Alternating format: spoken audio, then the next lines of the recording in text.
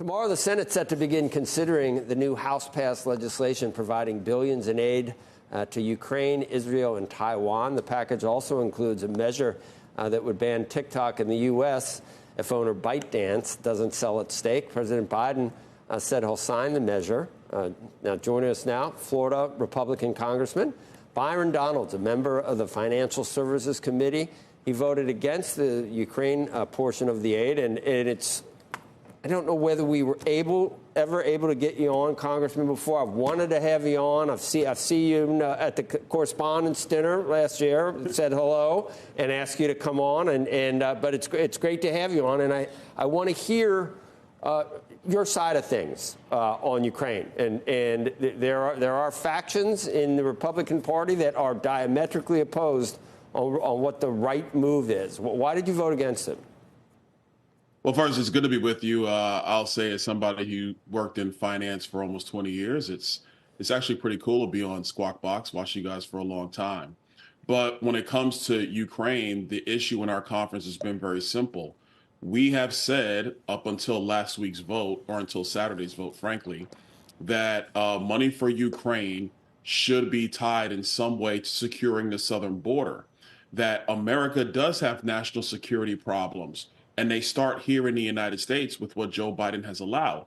So if you're going to send more money to Ukraine on top of the $114 billion that has already gone to Ukraine in prior supplementals, then simply secure the southern border.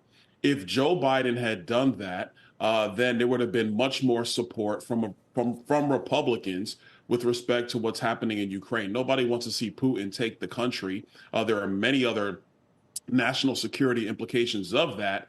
But at the same time, you cannot ignore the crisis that has imperiled New York City and every other city and state in our country simply because Joe Biden and the Democrats want open borders. We want to put a stop to that.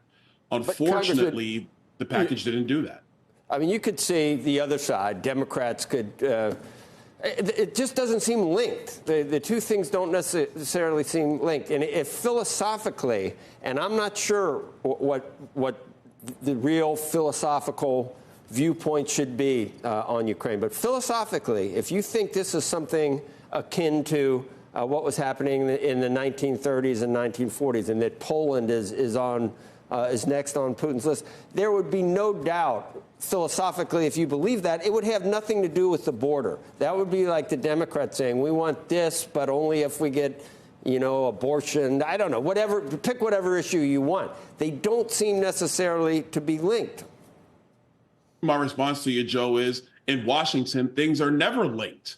What happens in Washington all the time is that deals are cut based upon leverage and the ability to count votes. So you use every legislative tool at your disposal to accomplish your means. There have been many bills that have gone through Capitol Hill where there are two diametrically opposed subjects, but they were put together in order to get the votes for it to become law. We all know this. So to ignore the reality of security for our nation while you're providing for security for other nations, as far as I'm concerned, does not make sense at all. So the fact that you're talking about security, whether it's here at home or abroad, those are linking subjects. But look, at the end of the day, this is the package that the speaker and the leadership put on the floor.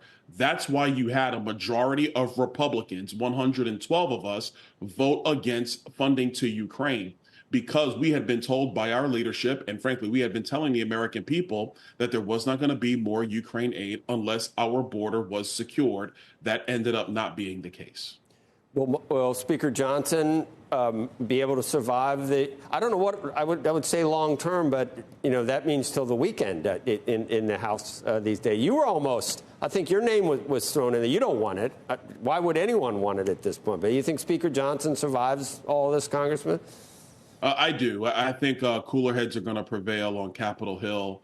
It's been a very contentious time period, especially over the last month or so, but definitely over the last 6 to 8 months. But I think Speaker Johnson's going to remain. Look, we're going to finish out this Congress, and then everybody's going to kind of take a beat, go campaign, figure out how the elections shake out, and then go on from there. Do you know if you're still on the short list for Veep for Donald Trump or for former President Trump? Do you Oh, know? you're gonna go right to the hard stuff. Okay. I mean, look, You watch the honestly, show. You said you've seen it. I You're not do. first time viewer. I mean, I don't know. I think that's something that the president and his team is going to work through.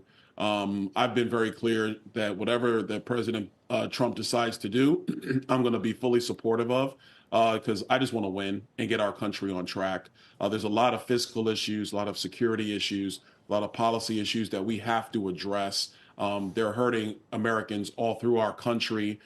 And so, we just want to get it fixed. So whatever the president decides to do, I fully support.